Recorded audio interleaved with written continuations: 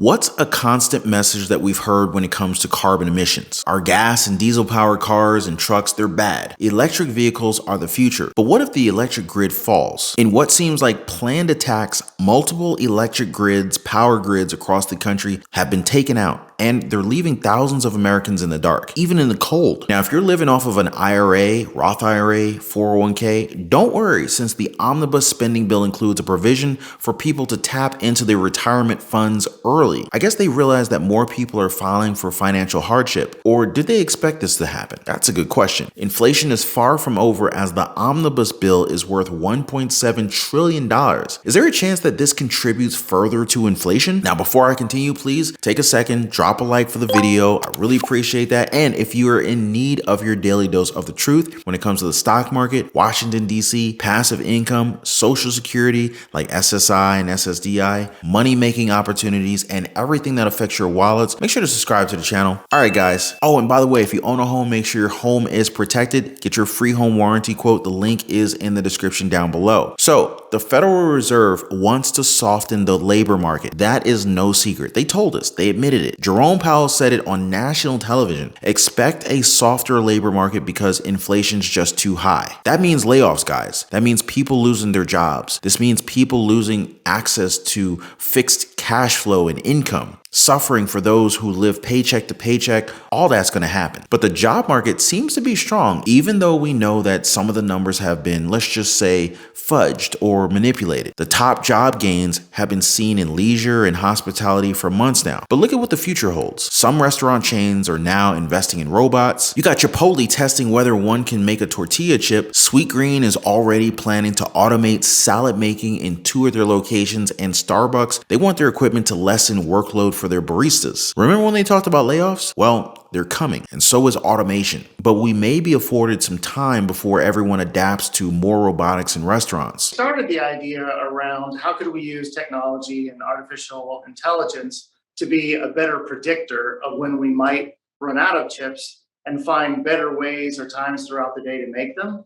But then started thinking more broadly about ways that we might automate some of the more mundane and repetitive parts of chip making and provide a better tool for our restaurant. Miso Robotics is one of the more known companies behind these robotics, one of which they call Flippy, a robot that can flip burgers or make chicken wings. Now, according to their CEO, Mike Bell, quote, "The highest value benefit that we bring to a restaurant is not to reduce their expenses, but to allow them to sell more and generate a profit," end quote. In other words, those who have a job in this industry better watch out. And if you have a job right now, take care of it. Layoffs are going to be inevitable, and that's going to lead to more troubles for households. Others would argue about the troubles part of my last statement because look at this. US retail sales rose 7.6% during the holiday season. Wow. The economy must be doing better, but who released this report again? Well, it was MasterCard. Well, there's your answer right there. Credit card debt continues to soar, and the holiday season may have spiked that debt by a massive amount. Our economy is based on spending on debt. We're not manufacturing, guys, and there's millions of Americans who continue to spend money they don't necessarily have, and they continue to splurge with credit cards and on what? They're buying shoes, clothes, electronics, even medicine. But are they aware that most of these are made from other countries? There are also items that you find at your local Walmart, and since the health crisis, we're all now so dependent on particular stores that cater to all our needs. The question now is how long until the fat lady sings? How long do we have until debt is knocking on our door,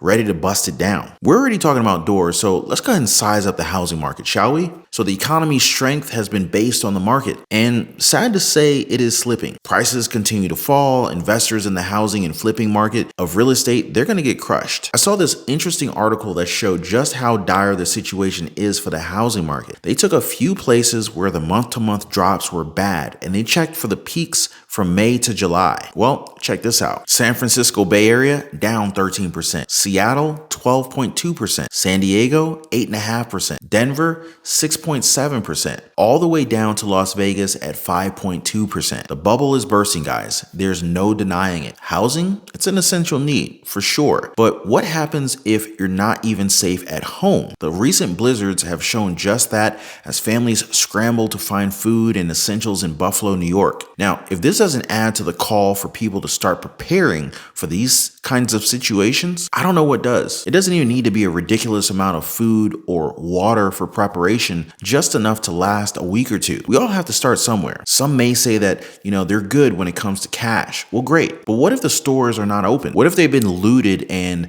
they don't have anything on the shelves? Where are you going to go then? What do you do when your money's worthless? While we're experiencing natural calamities, we also have to prepare for man-made calamities as well. What do I mean by that? This is what I mean. More than 14,000 customers had their power knocked out as vandals targeted 4 power substations in Washington state. Now imagine that. The Pierce County Sheriff's Office said this, quote, "It is unknown if there are any motives or if this was a coordinated attack on the power systems," end quote. Now this is similar to what's happening across the country, and the most worrying part is that the U.S. Department of Homeland Security said that the attacks could be lone offenders and small groups motivated by a range of ideological beliefs and or personal grievances, end quote. Now you also have to question just how easy it is to gain access to our electrical grids and sabotage, and what sort of security do we have on them? Could somebody bring a water gun and be able to shut down 14,000 homes? Is someone trying to send us a message? Or are these just kids doing stupid things? Whatever the case may be, it's rather concerning. This should have us all worried, and this should tell us everything we need to know about what is coming. Now I got an idea though. Not sure if our government's going to agree, but why don't we fortify the strength of our electrical grids? Keep them safe. Would that be a novel idea? I mean, we're sending billions of dollars everywhere anyway. Why not just spend a neat $1 billion to keep our electrical grids running? How about backup terminals? I mean, we're already spending $1.7 trillion on this omnibus bill. I mean, money that will for sure affect inflation. Why not set aside something to keep our lights on?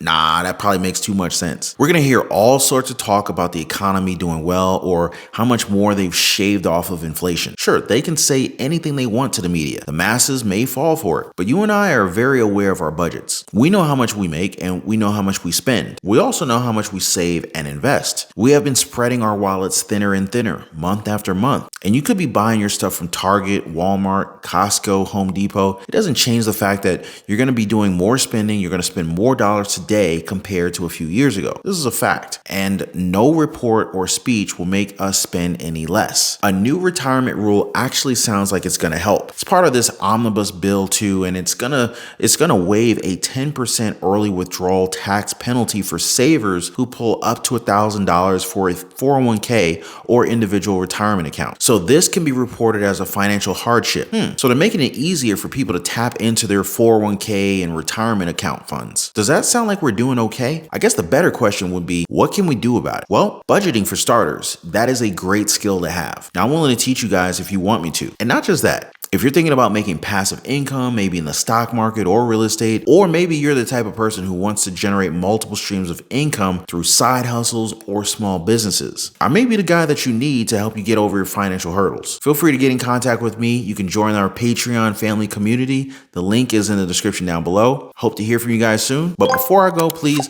always drop a thumbs up for the video. Consider subscribing to the channel. Appreciate you guys watching. Y'all be safe. See you on the next one.